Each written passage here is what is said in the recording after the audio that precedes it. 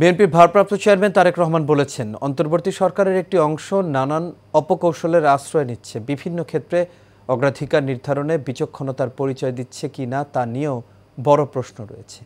বুধবার সাভারের আশুলিয়ার দারুল ইহসান মাদ্রাসা মাঠে নারকীয় আশুলিয়া শীর্ষক এক সমাবেশে ভার্চুয়ালি যুক্ত হয়ে তিনি এসব কথা বলেন। তারেক রহমান জানান, সরকারের যে কোনো ভুল সিদ্ধান্তে গণতন্ত্র উত্তরণের যাত্রাপথ সংকটে পড়তে পারে, পাশাপাশি ফ্যাসিবাদ এবং উগ্রবাদও মাথাচাড়া দিতে পারে। মণ্ডল এনামের রিপোর্ট।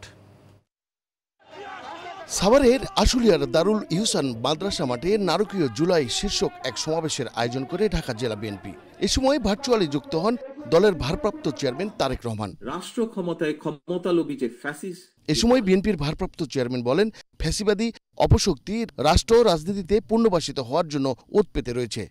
ফ্যাসিবাদের বিরুদ্ধে গত ১.৫ দশকের আন্দোলনের ধারাবাহিকতায় শেষ পর্যন্ত জুলাইয়ের গণ অভ্যুত্থানে হাজারো শহীদের প্রাণের বিনিময়। তিনি আরো বলেন, জনগণের রাজনৈতিক ক্ষমতা এনে রাজনীতি করতে চায় বিএনপি।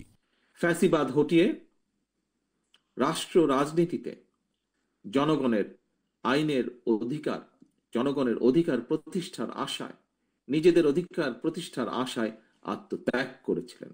নাগরিকের রাজনৈতিক অধিকার প্রয়োগের অন্যতম উপায় হলো নির্বাচন। তাই দেশের দায়িত্বশীল দল হিসেবে বিএনপি বারবার সুষ্ঠু ভোটের দাবিতে অগ্রাধিকার দেয় বলেও জানান তারেক রহমান। জনগণের রাজনৈতিক ক্ষমতায়নের এই রাজনীতিটি বিএনপি বাংলাদেশে প্রতিষ্ঠা করতে চায়। মণ্ডল এনাম, এশিয়ান টেলিভিশন, ঢাকা।